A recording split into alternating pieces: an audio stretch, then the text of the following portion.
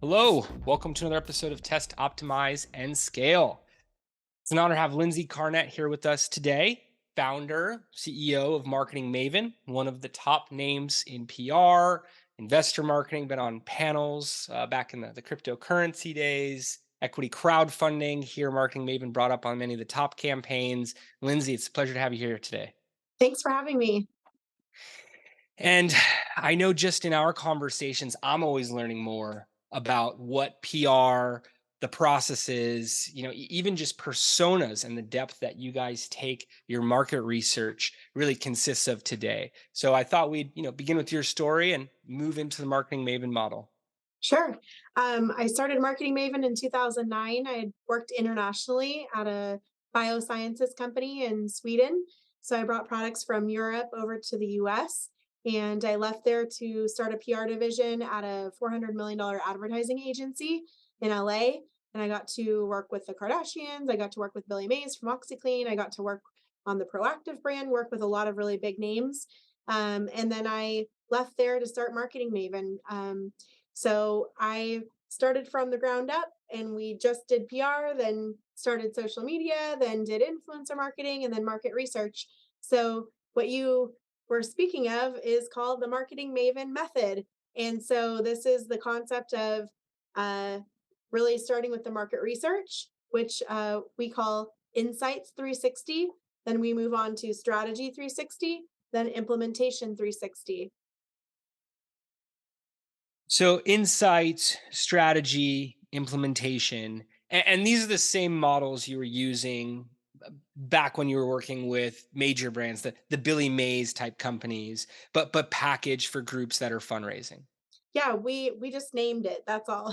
So what we were able to do was on the insights piece of things, we are using a whole suite of technology, probably 12 different platforms where we're going in and looking at what does the landscape look like from an advertising perspective? What does a competitive landscape look like in terms of the development of personas for that particular company?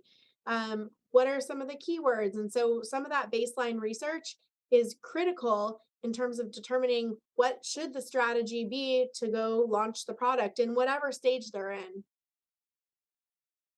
Now, what is an appropriate timeline for this? I see different misconceptions towards strategy, let alone taking in the insights. How long do you guys generally allot for this planning? Yeah, a lot of times when we say market research, people just automatically think of people with a pen and paper and focus groups and $100,000 out the door, and like maybe you talk to 12 people. So this is very, very digital focused. So we're looking at digital footprints, we're looking at all of this, and it's over 45 business days. So it's quick, down and dirty, but comprehensive. I like the focus on the timeline, the efficiency. I know many of these groups require it, whether it's for their resources in terms of when they're going live, from a monetary standpoint, or even just the sheer nature of, hey, we're live. We need this to be up as quick as possible. So I see 45 days to be a good balance. Yep. And we do take 45 days also for the strategy component too. So we have the deep dive 45 days, we present that, then we do the strategy 45 days. And the strategy is a marketing roadmap. Literally, we could give that to a company and they could never talk to us again. But typically, what happens is they're like, okay, you know the research, you know the strategy, please go implement this for us. So it is a really great roadmap. We're literally down to like, here are the titles of the blogs that you should be writing, and here's your PR pitch calendar, and here are the specific media outlets you should be targeting for each of these specific personas. So it's completely informed by the deep dive market research that we do as step one. Lindsay, as you get to the implementation, what are the ranges of campaigns that you guys see? And for an effective PR push, is it a month to 2 months of the remainder of a Reg A plus investor marketing raise at times? Is it really 6 months plus? What other different durations that you guys tend to focus on?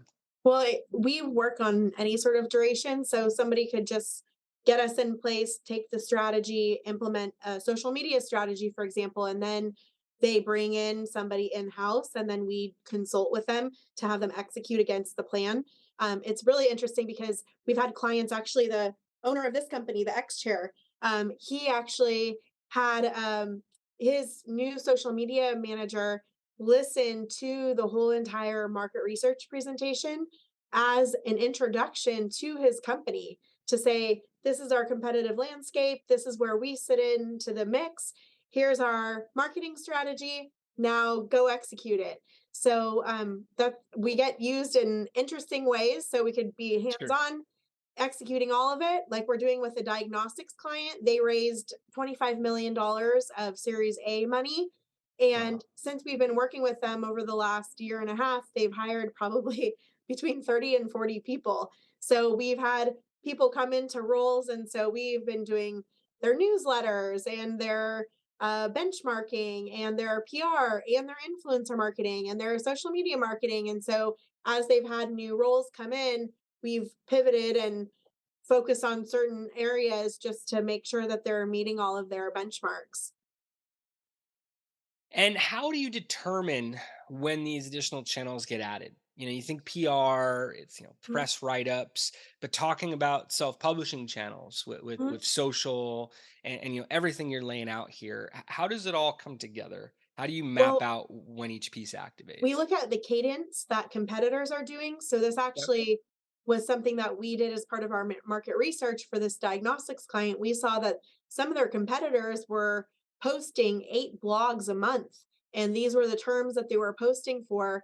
Whereas some companies don't have those resources to do it at that frequency. So we always say start off slow and then add to it, rather than creating something that you're not even able to keep up with. So yeah, it really depends on what sort of category they're in, how difficult the keywords are, and then how their competitors are doing it and what keywords they want to win for, and do they have the internal resources to do it or the resources to outsource it. What are the biggest misconceptions that you come across when talking about content marketing, when talking about PR?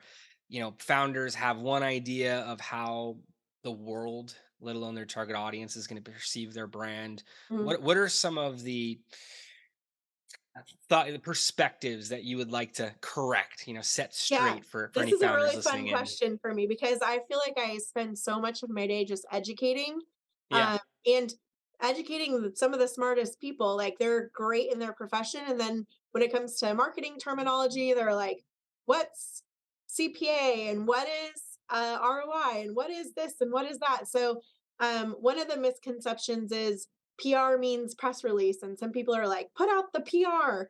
And so PR to me means public relations, press release means press release. So, public relations, some people think of like, oh, you're standing on a red carpet and you look glamorous. Other people are like, hey, this is thought leadership and this is going to help me build enterprise value and ultimately exit my company. I had a call with a dentist the other day, and he has a product line that he's launching, and his end goal is to exit. And so, knowing that up front, a lot of people think, oh, if I withhold this information, I just have them focus on the product first, then they're going to do all this stuff for me. I rather know what the end goal is up front so we can make strategic decisions just in terms of the way that we message things, how we're having the whole corporation focused on, how we position the founder of the company. So all of these things matter. And so if I get more information up front, then I can craft a strategy that takes all of that into consideration, knowing that they do want to exit in 3 years. Like I would put them on a Forbes council and have them contribute Mm. this stuff, or so some of these things have good SEO value, good domain authority, but they're also brand builders. So I kind of have a two-pronged strategy. Like one thing's building in the brand, the other thing's getting immediate ROI. Hmm. Hmm. It's definitely that long-term lens we try to approach things with as well too. And like you said, if you're able to have that map hitting each milestone and the end goal, it can be far more productive than just immediate returns. Speaking about media a bit, and talking about the public relations side of things with publishers, How can a founder get picked up by, a publisher, whether it's a website, other medium? Is it more of the process of exchanging tweets with the writer for a period of time? Do you guys have things built up as a PR agency where you're able to call your friends and maybe get attention Mhm. around something? What type of best practices are there for getting picked up by a third party media outlet? Yeah, I mean, PR is different than advertising. Advertising, you pay for this and it's guaranteed. On the PR side, if anybody ever guarantees you anything, I believe that's unethical. Obviously, we wouldn't have been in business for 13 and a half years had we not done what we said we would do and be really good at it. So there are five things that make something newsworthy. It's timely, it's local, it's quirky, it's hard news, or there's a personality involved. So when somebody comes to me and says, "Hey, what do you think about this? Do you think we would have good success?" Those are the boxes that I check in my head. And I explain this too. Like, what do you have that's timely? Great, you have a product launch. What's quirky? Well, this is how it works, and that's kind of unique. Um, what about it being, personality involved? Maybe there's a big name investor, or maybe the CEO is a really big deal, or it could be a whole variety of reasons. So I look to see, does something have three or more of those? If it only has two, it's not really that big of news. That's what media is taught in journalism school. Like, check all these boxes, and that'll make something that's really newsworthy. I would Mhm. challenge anybody who's watching this to like watch the news and then see, does the headline story check all these five boxes? And you'll find that the leading stories do check all the boxes, and the ones that are pushed to the back don't check as many boxes. Timely, local, hard news, quirky, or personality involved. Yep, exactly. Yeah. And story gets developed to that level. Founder feels they're checking three or four boxes off. What is the approach? Are they going through, breaking news at publisher? Are they we emailing publishers? Like, how Yeah, does it so happen? the next part is thinking of a grid. So, like an Excel spreadsheet, you have your X axis and your Y axis. And so you have all of your beats, which are Okay. like entrepreneurship, technology, consumer technology, um, could be local news, whatever the case may be. So those are like the columns are the beats, and then down the side you have the mediums, and the mediums would be TV, radio, newspaper, magazine, online, podcasts, blogs. So you have all of those. So your pitch for an entrepreneur podcast is going to be very different than your pitch for a consumer technology magazine. So, magazine, think of long lead time. The timeliness factor is not going to be as much of a deal unless you're pitching like for a holiday gift, in which case you have to think of the lead time is like 4 to 6 months. So, you think Christmas and July. So, right now, we're signing on clients that are going to be for the end of the year for Q4, knowing that there's this long lead time and we need to start pitching this summer in order for them to be covered later. So if we think about gift guides, or we think about, market timing, or whatever the case is going to be, whatever industry this specific company is also really important too. So you could have, consumer tech, or in the financial markets, and you have, I don't know, drones, or you have cookware, or you have pet stuff, or you have things for moms, dads, and grads. Like, it really depends what the spectrum of products or services are.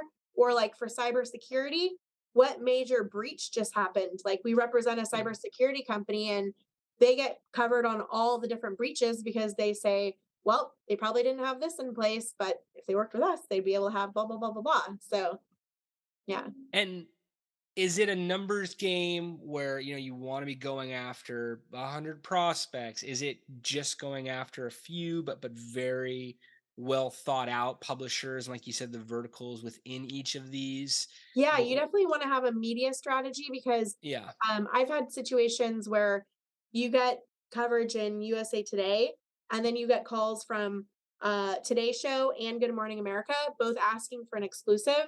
I didn't get it given exclusive to either of them, so both of them covered it. So there are media outlets that producers at TV stations pay attention to.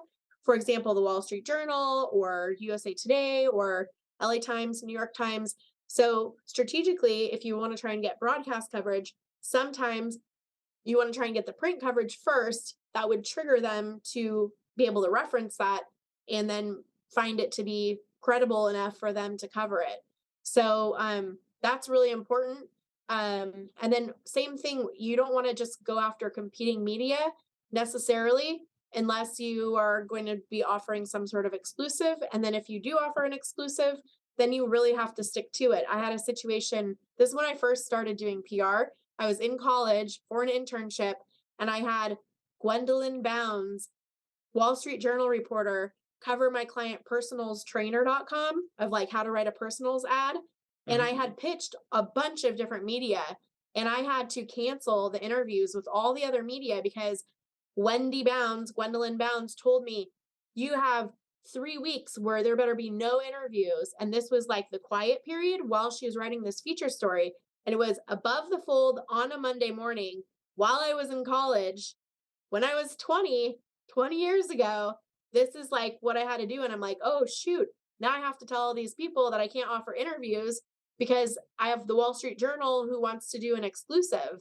So, and it was worth making all these other people mad about it, but I didn't know how to navigate it when I was in my internship, and got this coverage. But yeah, I mean, there is definitely a pecking order in media, and Yeah. to be savvy about what the pecking order is, and then don't offer this one if you're offering this one. And definitely, you don't want to reuse uh, content from one interview to the other interview. And Mhm. then the chat GPT thing is a really big issue too in media relations because I have actually had quite a few media saying, we have this inquiry. Do not answer it if you're using Chat GPT to develop the answer. We know that it's Chat GPT. And there is a way to tell, was this actually generated by AI or was it not? So you have to give your own original thoughts. So don't think you're going to outsmart the media, because one big thing is you always need to tell the truth to media.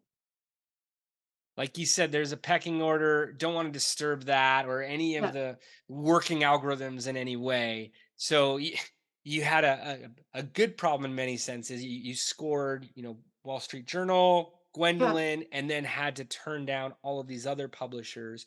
But as it was covered here, you probably received a overload of inquiries Yeah. afterwards. Yeah. You had to follow those right steps. This group, I think you were mentioning, USA Today, LA Times, New York Times to Mhm. then get featured by the Today Show. So very much needs to follow that sequence. Yep. And then talking about the chat GPT thing, what a different world we're living in. And yes, fact checking of AI occurring and Mhm. noting that there's not shortcuts as much as, there's ways to get answers, find things for refinement to a degree, but it still very much needs to be original thought. It still very Yeah. much needs to be timely, local, hard news, quirky, personality involved. And it has to have that level of engagement that occurs from the target audience. So don't just throw something in there. I was actually hearing a podcast the other day talking about the quirkiness of Chat GPT Mhm. and how AI isn't always correct. And there'll be something in the answer that if it's not formed correctly, it's very clear, hey, this is some type of Mhm. automated response. So Yep. while some of those tools could be helpful, it's funny to hear about some of the downfalls already that are happening. Especially even like with Forbes, I think part of their guidelines, at least this is for some of the business journals, Yeah. you have to sign something that you're not going to use Chat GPT to generate your articles. So don't think for thought leadership that you can just pull a fast one on them because they'll know. Oh, absolutely. I work with the Forbes Agency Council, and I had to sign a multiple page document years ago that already Hmm. said, hey, you can't use tools, you can't Wow. use anything that's generating responses. And then you have to work with editors, and they're Yep. looking for sources on every little piece. So No, I don't think anything at the high level is getting by. Maybe some lower level blogs or something Yeah, like that. What about equity crowdfunding? You guys have had this tremendous success with investor marketing. As we get to some recommendations for listeners, what are the best ways to envision a PR strategy for an investment campaign? Uh, you know, what are some tips? What are some things that founders should test out as part of their own strategy, their own sure. implementation? Well, something that we did for our client called Omnia Markets is we were really great at repurposing the logos of the media outlets where we got them picked up. So, for example, when you do a search engine optimized press release, a lot of times it will get picked up on Benzinga. A lot of times it gets picked up on Yahoo Finance, sometimes on SF Gate, which is related to the San Francisco Chronicle. So, some of those really prestigious media outlets are great to have to link back. And if you have them on a prominent place on your main website too, then as people are on your crowdfunding site or on your equity crowdfunding site, they'll be able to click on the link, go back to your website and see what those look like. Same thing with having them more visible in terms of your actual news coverage.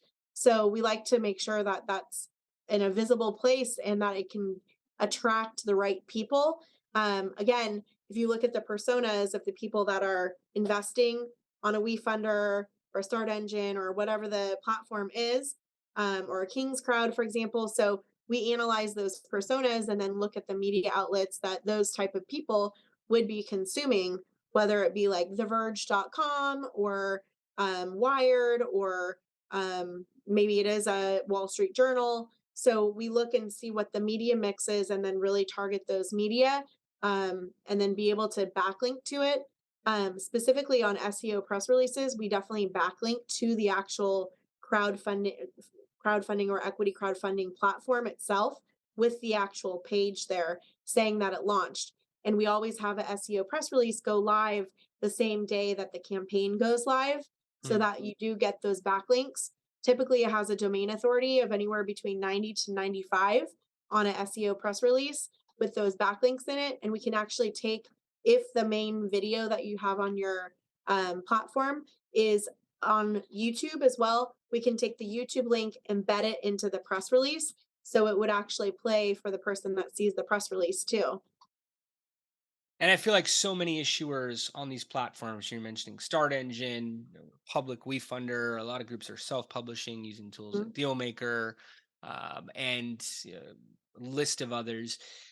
SEO is not always part of that conversation. So Yeah. to hear about a press release linking back to the offering page, linking back to the video, I can tell you we don't specialize in this. We don't talk to publishers. I know Lindsay and Marketing Maven hold all these different relationships and can streamline the process. And love to hear when a founder is picked up, by a Wall Street Journal or Benzinga, Mhm. even the Market Watch and SF Gates that you're mentioning can all be Yep. featured inside advertisements, or Yeah. as Lindsay was talking about with social media, with email, with any area of the content marketing. There's all this organic distribution that comes off that much stronger because of that social proof, which is why what Lindsay and her team, what they do is so powerful. We like to say renew, reuse, recycle. So get the press coverage and then recycle it exactly like you described and put it on your LinkedIn and tag that media outlet and in your newsletters, on your social channels, everything in your ads. So it is really, it's really, that's how you get the halo effect. It's not just like, boom, they published it and it was out there once. You definitely want to reuse it. Absolutely. Absolutely. It's only got so much of a life cycle on its own. Mhm. We've seen influencers post, we've used as seen on ads for the entirety of the campaign for 12 months on some Reg A pluses. And people don't believe what they see online. So to have, and from the brand's voice, to Mhm. extent they do, but to have additional trusted sources, third party validation occurring just makes it that much stronger. And Lindsay, want to ask, a tougher question here. What happens when a campaign is not working? How do you optimize? How do you take, an initial stage of the campaign and improve it, even if it is showing, great results right out of the gate? How do you optimize and can continue to polish off and increase the volume of results over time? Well, we want to make, I mean, one, there's the announcement of it actually having launched, but there's also sometimes like we've reached 50% or we've reached some sort of milestone. So just to kind of like give another boost, there are ways to message that to say that we've had great initial support. Now we're trying to achieve this, to try and get that message out there so that can get kind of like another round of some cash infusion, if you will. Sure. So I think some of that messaging is really important. And then also just getting eyes on it from different people. So yeah, I mean, you have to definitely do some heavy content marketing. I think everybody in this space has dealt with that at one campaign or another.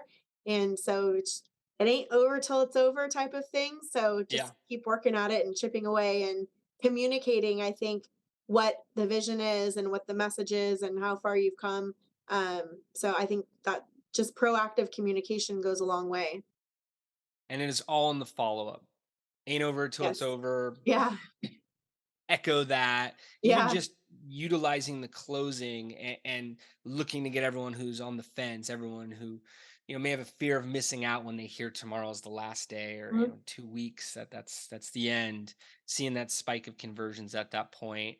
And Lindsay, what are some tips towards scale? What are some of your biggest success stories that you can talk about? Hey, it was working at this level, and here's how we scaled. Yeah, I think, I mean, one that just pops into my head is the Woof Washer 360 campaign. This was crazy because it went so viral, and it was really the story of repurposing content. So there was a television commercial. We asked the production company, "Hey, take out all the audio, take out all the copy, we just want the animations, take out the offer, take out all this stuff." And so what we did was we seeded it internationally, and so this is also a really smart tactic too, if you're looking for people internationally to kind of start the wave. So we actually put it out in Scandinavia. Then it just like went country by country, kind of like around the world. And this product sold $250,000 of units, just like boom, boom, boom, boom, boom, like overnight. So this is one where I had this on the Weather Channel. I had this on Today's Show, Good Morning America. Like literally, we went there with a dog and like did the whole demo and everything. So it was such a big success, and they actually got a huge licensing deal out of it. They got distribution out of it and everything. So this all happened because and I just remember we got so many international emails trying to for people to get distribution, like, hey, I want rights for Turkey and I want rights for Macedonia and I want rights for whatever. And it's like from all around the world, like in 48 hours, this thing just went crazy. So, but it all happened because of this viral video that just landed in Scandinavia and took off from there. So I would also say, like, don't just look to the US, look also internationally, because that might be the flame that just spreads and gets the attention ultimately in the US. Fighting over international market rights. That seems like a good place Yeah. for a PR campaign to be. Yeah. Well, Lindsay, I'm learning so much, as I mentioned in the beginning episode, as I generally do from our conversations, about the five aspects of press, about your whole marketing model at Marketing Maven. Are there any final thoughts you want to leave listeners with as we begin to wrap things up? And how can people get in contact with you to continue this discussion for their brand, and maybe talk about their strategy for insights, the actual plan and implementation with you? Sure. Well, I think there are a lot of things that you could do that are free for yourself. Just get your name set up for Google Alerts, get your personal name set up, get your partner's name set up, get your competitor's name set up, and get your company name set up for Google Alerts. It's super important and it's free. Um, Establish some media relationships. And for getting in touch with me, you can go to our website, marketingmaven.com. And our number is 310-994-7380. But just email info@marketingmaven.com. So we'd love to have a conversation. And I highly recommend that you do. I know some of the top agencies in both crowdfunding and equity crowdfunding direct all of their clients to Lindsay as well as other portals. So I would definitely take advantage of that and see if there's any ways to collaborate and have a PR conversation there as a whole. And Lindsay, thank you so much for taking the time to hop on, educate our listeners, and have this discussion today. Thanks for having me. It's great working with you. Appreciate that. And thanks, everyone. We'll see you next time. Take care.